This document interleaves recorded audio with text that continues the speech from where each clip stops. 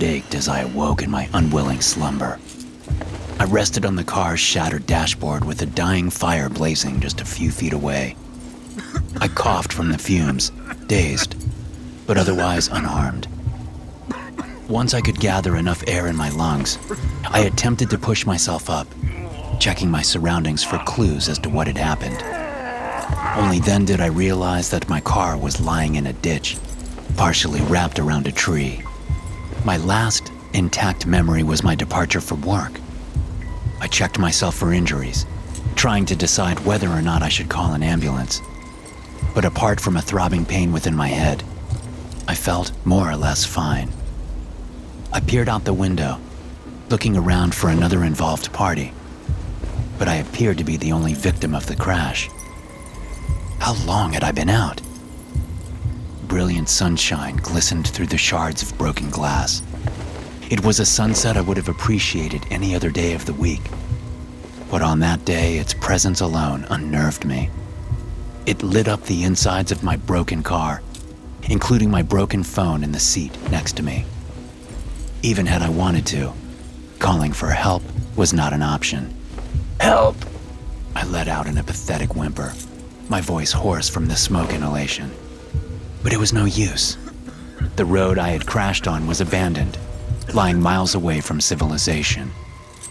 It wasn't a path I traveled often, but due to ongoing construction taking place on the main roads, it remained as my only intact route home from work. I had been in a rush, I remembered that much, but for what reason remained a mystery. I only had a faint memory of speeding down the road towards an intersection, followed by little more than a blank void in my mind. By the minute, the sun grew closer to the mountain range in the distance, consumed as the horizon ate it, bite for bite. It was an uneasy reminder of something terrible to come, something my fractured mind was unable to bring forth to attention. That's when it hit me. The reason why I'd been in such a rush towards the center of town. I hadn't been on my way home that evening. Instead, I had been heading for one of our town's designated raid shelters. It was the 31st of October, a date dreaded by each and every inhabitant of our God-forsaken town. With that realization, a surge of adrenaline put my body to purpose. I pushed the car door open, crawling out onto the ground. I prayed for another vehicle to pass by, knowing it was a futile pipe dream. By now, I knew the raid shelters were ready to close, which meant anyone half intelligent would have gotten their asses off the streets. I was alone, and would remain so until the raid finally arrived. For that was the curse of Silverwoods, that during the night of Halloween, something horrible emerged from the depths of the earth. The creatures, predators, would emerge into the darkness of the night, seeking out each and every unfortunate soul still outside. Our only refuge were emergency raid shelters spread across town, and a few bunkers constructed by the rich and wealthy for their own protection. Alas, the closest shelter was several miles down the road, a sanctuary I'd never reach in time. Still dazed by the crash, I started rushing along the empty road. My only solace was a small gas station about a mile's walk down the road. Though it wouldn't stand a chance at keeping the predators out, it might serve as a decent hiding place as I awaited the break of dawn. With a quick estimate, I guessed I had 15 minutes before the last rays of sunlight vanished below the horizon. A fit man might have easily made it to the gas station by then, but in my current condition, I knew I didn't stand a chance. Despite that fact, I kept limping my way down the road, practically betting on a miracle to happen. All the while, the memories of years past haunted me, knowing exactly what would happen if the predators would find me. Long shadows were cast by the trees along the road, obscuring the mysteries of the forest. Though no one had been able to confirm it, some believed it to be the creature's origin. Thus, it was a place avoided by most, not even visited on sun-filled summer days. Strange whispers started to emerge from the tree line, marking the beginning of the raid. The sounds resembled human chatter, speaking in incomprehensible words, mimicking familiar voices, but filled with eerie yelps and broken groans. I tried to shut them out, a task that would become excruciatingly easy as another sound penetrated the air, pummeling the rest of the world into silence. It was an old tornado siren, one programmed to mark the last 5 minutes of daylight.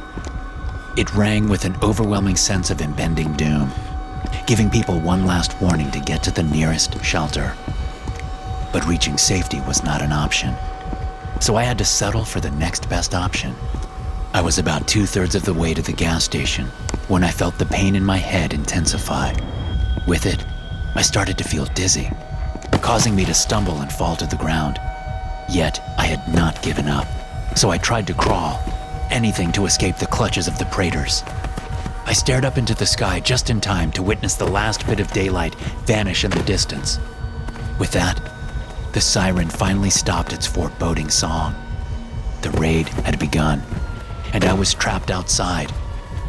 A blanket consisting of a strange, dark substance crawled across the sky, swallowing not only the hidden sun, but the emerging stars, the moon, and with it, the only remaining semblance of hope.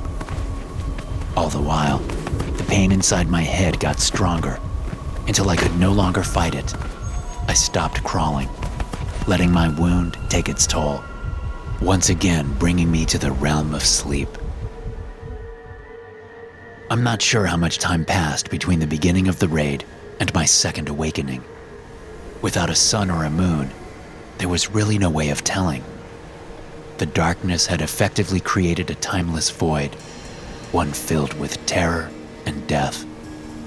Yet, I could see an unexpected glimmer of hope, the dim outline of a light shining in the distance. Using what little remained of my strength, I got back on my feet, moving towards the light on shaky legs. For a while, I wondered if I'd been killed. I thought the light might be my entrance into the afterlife. But as I got closer, that hope was brutally shattered.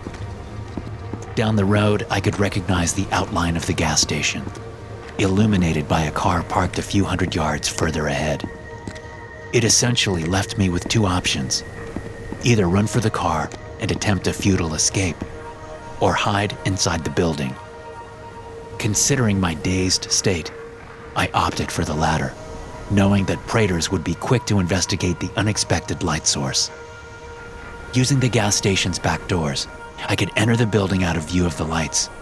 I was depending on the place being empty, hoping the bright lights had attracted the Praetors away from my chosen hiding spot. Holding my breath, I turned the handle to open the door. It produced loud creaks as I pulled it, a sound that shattered the otherwise silent atmosphere. But before I could even get it halfway open, I felt something punch me in the chest, shoving me to the ground. Coughing for air, I could only stare up at my assailant, waiting for the next blow to tear through my flesh. But instead of more pain, I was greeted by a voice filled with a mixture of fear and anger. "Stay the fuck down," a man whispered aggressively. In spite of the darkness, I could tell he was a well-built man, most likely in his mid-40s. He held a revolver to my face, his hands trembling as he held the gun. I could tell he was terrified, but I also knew that I wasn't the object of his fear. "Are you one of them?" he asked, a bit louder this time. Had he mistaken me for one of the Praetors? Or was he blinded by the darkness and confused? Nevertheless, I was too frozen in fear to even form a coherent response. Only once he asked me a second time did I find the words to beg for mercy. "Please, I just need a place to hide." The terror in my voice seemed to disarm him. He mumbled a couple of profanities under his breath before holstering his gun and grabbing my hand. He pulled me inside, carefully closing the door behind us. I let out a brief sigh of relief, confused, but glad not to be alone. "Stay quiet," the man said, before leading us into a small office, lit up by a dim lamp. Within stood a terrified-looking woman, holding tight onto a boy that couldn't have been older than 5. It was a family, hiding in the gas station during the raid. Though I was thankful to have found other survivors, why hadn't they taken refuge within one of the shelters? "Roger, What's going on? The woman asked with a jittery voice. Her son sobbed silently, deathly afraid, but equally exhausted. I'm figuring it out. Just stay quiet, Roger mumbled in frustration. He ordered me to sit down, putting a firm hand on my shoulder. Then he bent down to my level, making sure I noticed his hand resting on the gun. What's your name? He asked. David, I said. He inspected my face, almost as if expecting me to change shapes and attack him. Though Praetors could poorly mimic human speech, there was no way he could have mistaken me for one of them. Only when he noticed the blood dripping down my temple did he appear to calm down. You hurt? He asked, showing a bit more concern. I touched my wound, feeling it sting upon contact. I could tell it wasn't serious, and though my mind still lingered in the haze of the crash, I felt mostly functional. I'm fine, I mumbled, just a bit frazzled. Did these things do this to you? He went on. No, I began, still trying to figure out what had led up to the accident. I was in a car crash. As I spoke these words, a faint memory flashed before my eyes. I remembered speeding towards an intersection I had expected to be empty, only to get cut off by a group of trucks speeding down the road. Trying to avoid T-boning the trucks, I swerved off the road, landing in a ditch. Still, there were details missing. Why hadn't anyone stopped to help? All right, David. Do you have any idea what the hell is going on here? Roger asked. It was a peculiar question. Not because I actually had the faintest idea what the Praetors were, or why our town was cursed, but because of how honest the question was. The man before me, Roger, hadn't the faintest idea what was going on. He didn't even seem surprised by the monster's very existence. Only then did it hit me why they hadn't sought out safety in the shelters. You're not from around here? I asked in shock, knowing that no visitors had been allowed into town for over 10 years. He shook his head. No, we were heading to Arlington, but we got lost. I don't even know where we are. Silverwoods, I explained. Silverwoods? Roger asked. Never heard of it. His obliviousness was understandable, as our town hadn't been marked on any maps for decades, nor had it been open to the public since the Night of Reckoning, 13 years ago. The roads had long since been blocked, which begged the question, how had they even gotten into town? I'm sorry. You never should have come here, I mumbled, feeling pity for the unaware family. No shit. This place is a nightmare. We were just driving down the road as those animals attacked. They killed my brother, Roger said, his voice getting louder with each spoken word until he finally caught himself. He took a deep breath, forcing himself to calm down. Listen, if you know what's going on, you better talk right now. Though I fully understood the gravity of the situation, I lacked the vocabulary to properly explain just how screwed we were. I hesitated, trying to find my best to find a reasonable explanation. Every year, on the night of the 31st, I began, still not sure exactly what to say. Something happens to Silverwood. It's like the world falls away, collapsing into a dark abyss. The sky vanishes, and these creatures, Praetors, emerge from the dark. People that hide in the bunkers are usually fine, but for the rest, people like us, they get taken. Taken? Roger asked to clarify. When the Praetors attack, they don't kill you. They just form deep wounds that refuse to bleed. No matter how much you suffer, no matter how much you beg for death, they won't let you go. Only way out is to cremate the bodies before they're used as spare parts for those monsters. We've tried to fight back, but our weapons barely do anything to them. The woman looked at me with terror in her eyes, begging for me to reveal that it had all been a cruel joke, but such a relief would never come. What do we do? She asked. There was no reasonable suggestion for me to give her. Hiding would be our best bet. But if our hiding place were to be discovered, we'd have no choice but to run. What's your name? I asked her, just trying to bring a nominal amount of normalcy into the conversation. Cassandra, she said. This is Derek, our son. She paused, looking at me with begging eyes. Can you help us? Any amount of hope I could provide would be a thinly veiled lie. But when death was all but a certainty, false hope was all I had to give. We'll hide here until sunrise. If we stay quiet, we might have a chance. She nodded in agreement, just slightly relieved by my hollow reassurance. My thoughts wandered to Roger's brother, who he thought was dead. Truth be told, I knew the man was stuck inside the car, suffering from wounds that should have been fatal. But as morbid as it might have been, his suffering could have been the only thing keeping the Praters distracted from our presence within the gas station. How many times have you been through this? Cassandra asked, her voice still shaky. 13, I said without needing to think twice about it. 13? Why would you stay here? Why not just leave? She whispered in a hail of questions. It's not that simple, I simply stated, hoping she wouldn't pry too deep. Roger sat by the wall, staring into the dark through a crack in the door with his hand on the revolver. I didn't even dare tell him how inefficient it would be at keeping the Praters at bay. Best case scenario, he could slow them down. But keeping that information from him just might have left him with the slightest sense of control in an otherwise hopeless world. About an hour passed as we sat in silence, none of us daring to speak a word, lest the Praters find us. I counted the seconds, trying to calculate how long we'd have to sit before being greeted by the first rays of morning light. But our bout of silence would be abruptly interrupted by the distinct sound of knocking. Shocking us all back to attention, it was coming from the back door I'd used to sneak inside. 3 successive, slow knocks, followed by a tiny voice calling out through the cold night. Let me in, I'm scared, it said. Did you hear that? Cassandra asked. It sounded like a little girl, Roger said with panic in his voice. We didn't dare move, each of us wondering if we'd imagined the whole thing.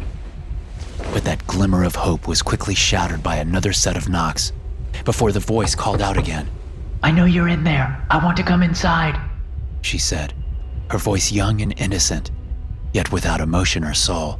Shit, there's a kid out there, Roger said, instinctively getting up to help the girl.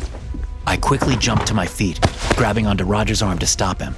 He stared back at me, his eyes filled with anger. I could only shake my head, no, to keep him from investigating the sound. Don't, was all I dared to mumble. As we stood there, another 3 knocks emitted from the door, and once again the little girl called out for help. help me, I will die. Her voice cracked between each iteration, a poor copy of a child's voice. The creature clearly struggled to maintain the facade. Despite its initial display of innocence, that was no child. But for those unaware of the Praetor's capabilities, it could be enough to fool them. Get your hands off me. I'm not letting a little girl stay out there to die, Roger growled as he pulled away from me. It's not a damn child, I whispered loudly, grabbing onto his arm again. With that, he punched me in the face, causing me to stumble towards the wall. Before I could regain my balance, he grabbed my shirt, putting his gun to my face. Touch me again. I fucking dare you, Roger said. The others sat speechless on the floor. Derek wanted to cry from the commotion, but Cassandra kept him occupied. She could only stare helplessly at the unfolding situation with her mouth agape. And once again, 3 knocks were heard before the little girl called out for help. I will die. Each time sounding slightly less human. Listen to it, Roger. That's not a girl, I explained. It's a Praetor. If you open that door, we're all dead. He stared at me in disbelief, and I couldn't blame him. He'd most likely spent his life in relative safety, unaware of the true horrors hiding in the darkness. The mere existence of monsters challenged his understanding of the world, leaving him in a state of horrific realization and confusion. Come on, Roger. You know I'm telling the truth, I begged. Do not do this. We waited for the same 3 knocks, followed by the broken voice begging for our attention. I'm scared. That time, Roger finally seemed to understand what was going on, He lowered the revolver, looking at me with pleading eyes as the truth finally dawned on him. At that moment, I was staring at a man on the brink of utter desperation. What do we do about her? He asked. There's nothing we can do, I explained. It's a mimic. They seek out survivors and alert the rest.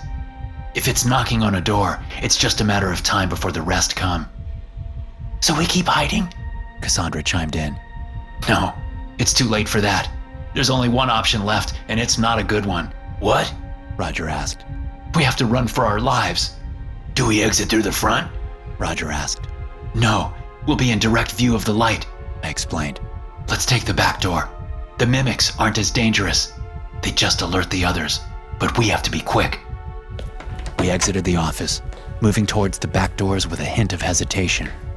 The mimic was most certainly expecting our presence, but if we were lucky, we could surprise it. Is your car still working? I asked. Roger glanced in the direction of the front windows, the lights still casting shadows inside the gas station.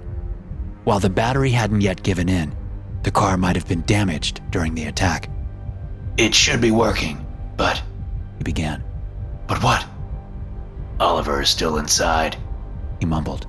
It took me a while to figure out that he was talking about his brother. He hadn't mentioned him by name up until that point, which had helped me dehumanize him and the horrors he must have been going through. Though I had often heard stories about the Praetor's victims, I had never once seen them up close. You said he was killed? I asked. Did they leave him in the car? Roger nodded. Though I knew what we were about to face, I kept my mouth shut. My brief explanation earlier still didn't seem to have hit them. But if the Praetors really had gotten him, I knew he would still be alive, despite all evidence pointing to the contrary. It's the only shot we have. They all realized taking the car was the best option, but seeing the mangled remains of someone they loved was enough to break anyone. To spare them the sight, I offered to go first. Roger handed me the weapon, and we gathered by the back door. Once again, the mimic knocked 3 times before calling out for help. But that time we would answer the call. I kicked the door open, which shoved the mimic back slightly. At a first glance, it looked like a hooded girl, short and skinny. But as it stumbled back, its face was revealed.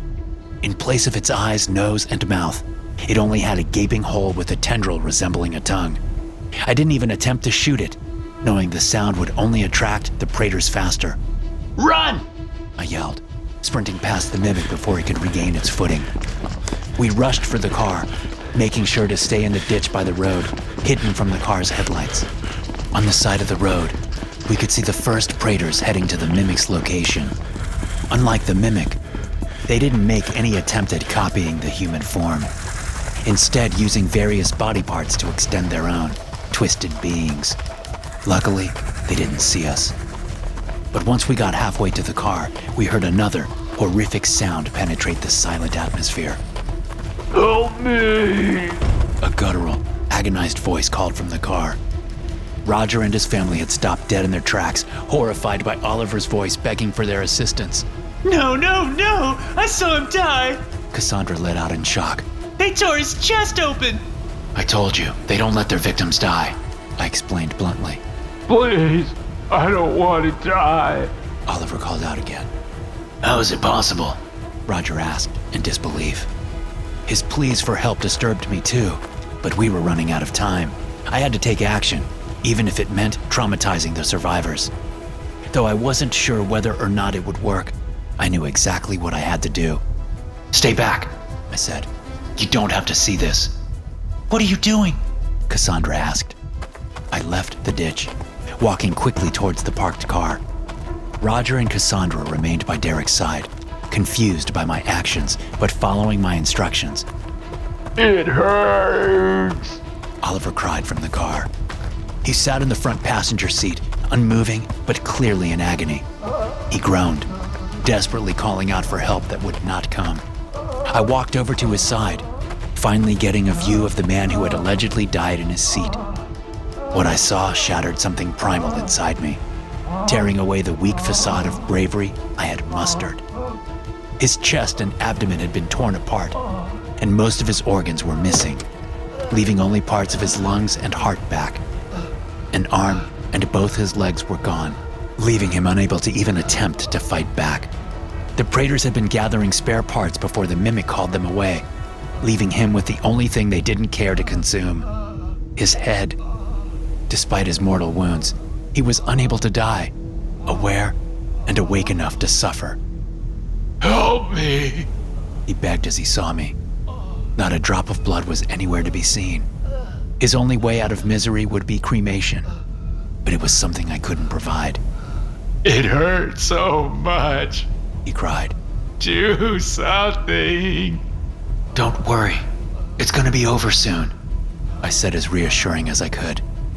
That was the moment he realized just how broken he was.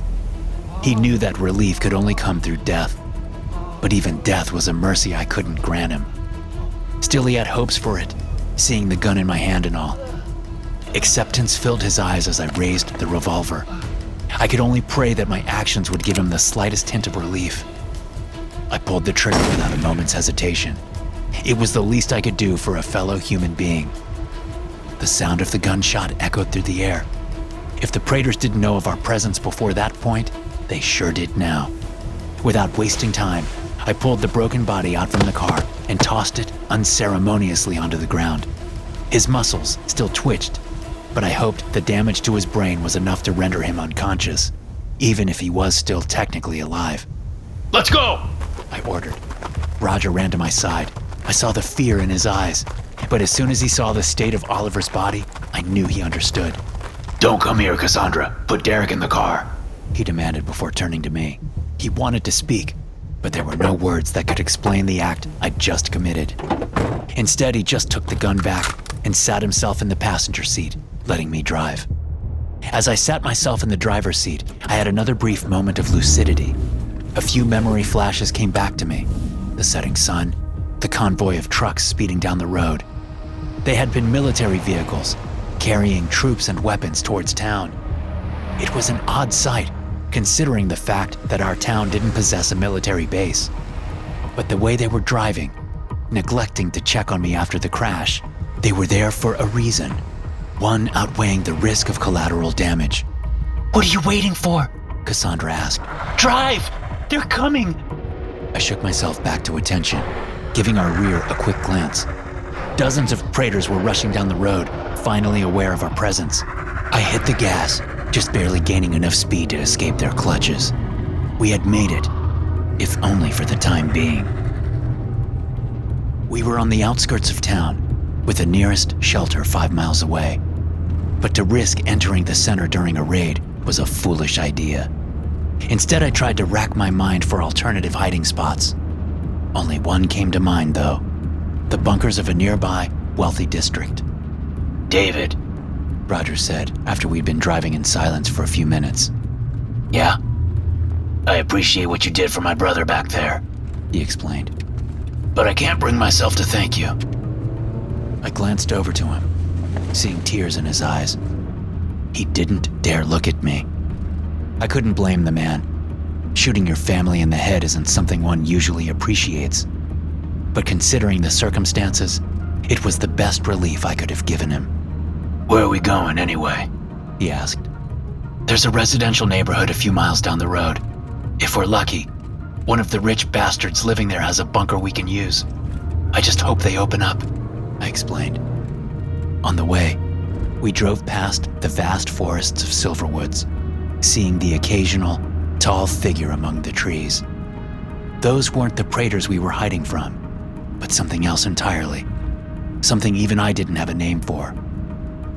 Then we came upon a T-junction in the road, one marked with a simple sign pointing in both directions.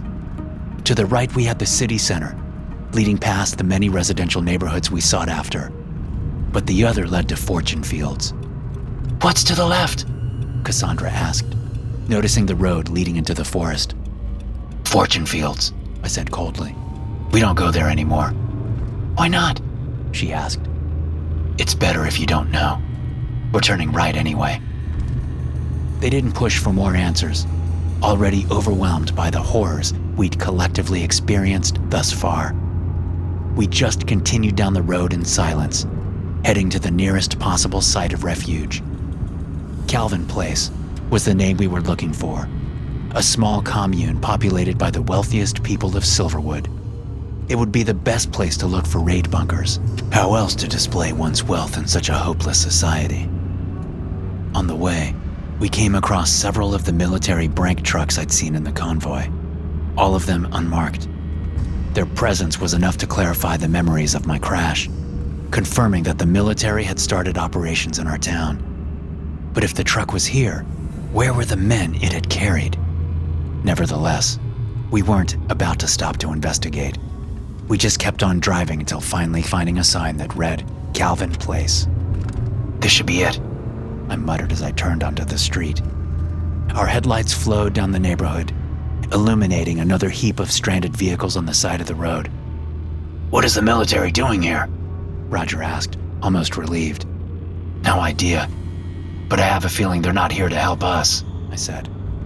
I slowed the vehicle down, peering down each side of the road for a visible bunker. The lack of Praetors surprised me.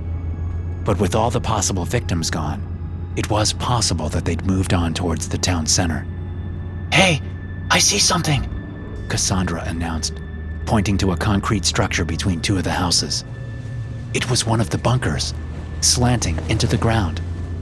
For a brief moment, I thought we'd found possible salvation, but the hope was quickly stripped away as I noticed the doors. They'd been torn apart from the outside, as if the Praetors had simply dug through them. They're dead, I let out in a shocked gasp. How? Through 13 years of raids, not once had there been a report of a broken shelter or bunker. Something this year has changed. The only thing different this year was the presence of the US military. Did they do this? Roger asked. Ignoring his question, I put my car back in gear. I knew there would be more bunkers hidden in the area, and I could only pray they were intact. We kept driving down the neighborhood, scouring it for any place to hide. We found 2 more bunkers, each more broken than the last.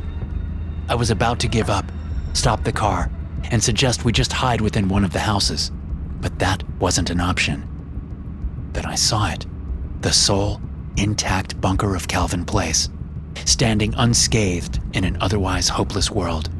I hit the brakes hard, causing Roger to fly forward in his seat, but it didn't matter. We'd found solace. That's it? The bunker? Cassandra asked. A sickly growl shattered the silent neighborhood, one akin to a human-like, animalistic shriek of pain. They must have heard our car. We better hurry, I said as I rushed over the bunker, not hesitating to knock hard on the metal doors. Hey, is anybody in there? I shouted. I knew the excessive noise would only serve to attract more of these monstrosities, but I had no choice. Please, we need help. I kept knocking, praying the people inside didn't mistake us for mimics. There was no real locking mechanism on the exterior, meaning that someone had to be inside. They refused to respond to our pleas, all the while allowing the Praetors to get closer. Come on, you bastards! Roger joined in as well, kicking and hammering on the doors. Then we heard a distinct clunk coming from the inside. We took a few steps back, wondering if we'd both heard the same thing. Roger raised his revolver as a precaution, not sure whether we'd be greeted by our saviors or something else entirely. A few seconds passed before the door finally shot open at impressive speeds. 2 soldiers stepped out with their rifles raised, both equipped in advanced gas masks. Neither spoke a single word. They just menacingly kept their rifles pointed at us. Roger threw his hands up in panic, knowing we stood no chance at taking them both out. Only once they saw Cassandra carrying Derek did they gesture for us to rush inside, still not speaking a word. They locked the doors shut behind us, still keeping an eye on Roger and I. Only then did one of them decide to talk. Names? He simply asked. The shock had rendered us speechless, which only prompted the soldier to yell out his order even louder. Names? I'm David Wilson. We're just looking for a place to... No sooner had I spoken my name before the soldier redirected his attention to Roger and his family, ignoring any sort of explanation I could offer. He repeated his question once more, to which Roger listed each of their names. It seemed to put the soldiers at ease, but they still seemed to be on alert. They both had names on their uniforms, Avery and Perez. Are they on the list? Avery asked. Perez pulled out a small device, typing in a few words before responding. He is, He said, pointing to me. but they're not. The response riled them up again, raising their rifles, but only pointing them at Roger and Cassandra. Whoa, what are you doing? Roger asked in shock, placing himself between his family and the soldiers. Identification. Avery ordered. Now! With a trembling hand, Roger pulled out a worn-out driver's license and handed it to Avery, who attempted to compare the ancient picture of a much younger Roger. He looked back and forth a few times, before finally confirming that he was, in fact, who he claimed to be.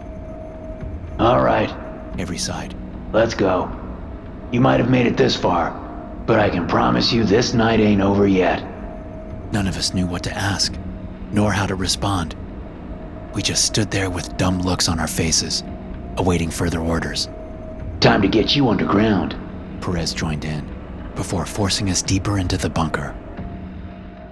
Thanks for listening. If you enjoy these stories, be sure to subscribe to the podcast and check out some more of my episodes here.